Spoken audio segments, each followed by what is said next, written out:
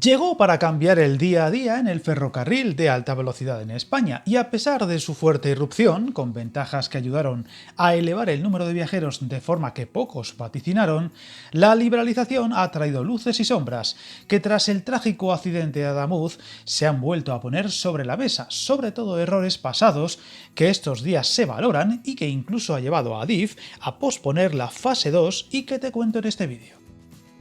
Primero con Wigo y la entrada de los servicios low cost en mayo de 2021, donde le siguió la entrada en servicio de Ablo en junio de ese año, la marca de bajo coste de Renfe, y ya en noviembre de 2022 Irio supuso un cambio radical en los servicios de alta velocidad ferroviaria en España, que rápidamente se tradujo en una fuerte bajada de precios que hizo posible que muchos viajeros y usuarios habituales se pudieran subir a un tipo de servicio que hasta ese momento dejaba fuera por sus tarifas a mucha gente. Fue la llamada democratización de la alta velocidad y que se tradujo en unas subidas de viajeros simplemente espectaculares que incluso pillaron por sorpresa a los más optimistas. Un aumento de frecuencias y plazas que además llegó a suponer un descenso de en torno al 40% de media en el precio de los billetes, que puso al tren de alta velocidad en cuotas de mercado impensables poco antes, pero que con el tiempo ha ido teniendo consecuencias.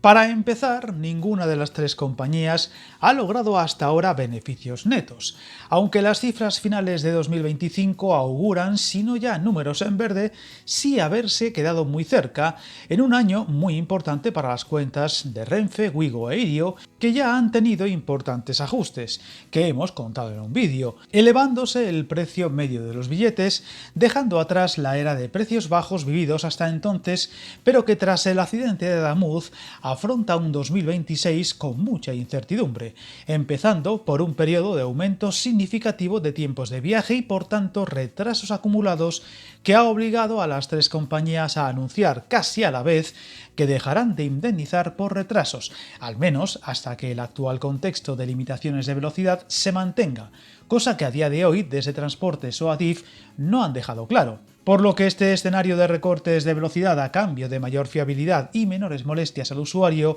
podría extenderse semanas en muchos puntos de la red, siendo la Madrid-Barcelona la más afectada, con retrasos que de media se acercan a las 2 horas, aunque en algunas ocasiones superan con creces esos tiempos. Línea que, recordemos, comenzará a renovarse en verano y cuyos trabajos se harán sin interrumpir el tráfico, por lo que se ha anunciado que se extenderán hasta 2032 o 33. Viajar en tren nunca fue tan fácil. En trenes.com encuentra y reserva tus billetes de Renfe, Wigo, Irio y muchos otros países europeos. Vive experiencias únicas a bordo y recuerda, si vas sobre raíles, está en trenes.com.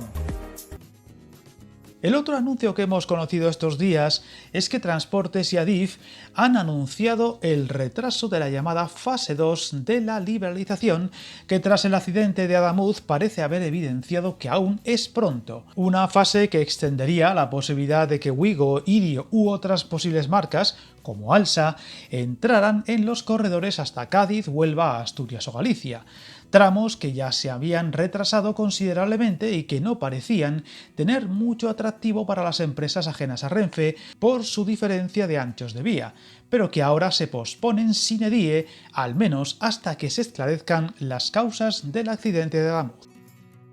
Y es que, aunque este accidente parece claro que no se puede achacar directamente a la entrada de la competencia, sí ha dejado en evidencia fallos a la hora de su planificación, donde la sensación de que se dio el paso de dar entrada a empresas rivales a Renfe demasiado pronto ha ido creciendo según iba subiendo el número de viajeros, dando lugar a imágenes de colapso en las estaciones, incluidas las más grandes como Sants, Atocha o Chamartín, y que en momentos de averías o problemas en las vías dejaban claro que aún no estaban preparadas para dar cabida a los miles de viajeros que se acumulan a la más mínima, y donde las obras de ampliación de muchas de esas terminales han ido con mucho retraso. El otro detalle que ha puesto en duda el calendario de entrada de Wigo e Irio ha sido el de las obras o el mantenimiento de las líneas, pues todo parece indicar que el desgaste de la infraestructura ha subido de forma evidente tras la entrada de ambas marcas, con trenes muy distintos y un desgaste mayor en todos los frentes, vía y catenaria incluidas, y que dejaron meses atrás no pocas incidencias de todo tipo, provocando varias jornadas negras achacadas a muchos factores, pero que también se produjeron por un exceso de trenes al que infraestructura o mantenimiento asociado no estaban preparados. De hecho, tras varias jornadas de incidencias graves, estos capítulos se han ido reduciendo, lo cual demuestra que Transportes y Adif han ido corrigiendo esos aspectos, pero siempre han ido detrás de los acontecimientos, nunca por delante.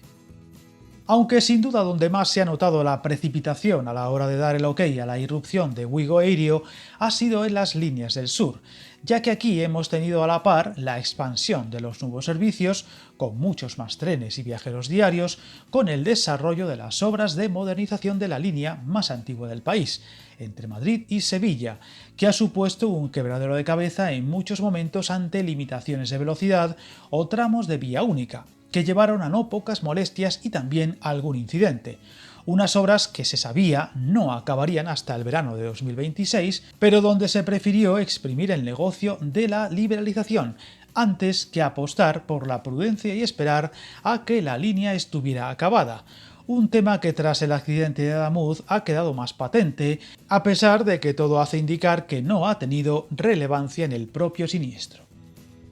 Por tanto, la sensación es más que evidente. La entrada de la competencia ha supuesto un aumento de plazas y frecuencias y una considerable bajada de precios medios en las diferentes rutas, aunque se está corrigiendo, pero ha sido en general muy prematura y se debió retrasar allí donde infraestructura o estaciones no estaban preparadas para absorber una crecida de viajeros y tráficos más que notables, y se debió ir a la par que las mejoras que tales nuevos tráficos requerían, en lugar de improvisar e ir corrigiendo sobre la marcha. Un problema que en muchos casos, de forma exagerada o interesada, ha llevado consigo un daño a la imagen del tren en España que tardará en corregirse, un descenso del confort a bordo notable y una pérdida de percepción de calidad en el viajero, aunque buena parte de dicha rebaja se debe a los servicios low cost, por lo que se debe aprender de los errores cometidos y comenzar a racionalizar los planes. Ahora parece que sí, con los nuevos corredores por liberalizar, aunque esperemos que se extienda a otros detalles, como un considerable aumento en el mantenimiento, y ayuden a ir recuperando poco a poco la imagen muy tocada del tren en España en estos días, que a pesar de vivir su mejor momento en inversiones y obras, ha perdido mucho por el camino, entre otros motivos, por no hacer las cosas con cabeza y serenidad. Suscríbete al canal y recuerda, hasta el camino más largo se inicia con un primer paso.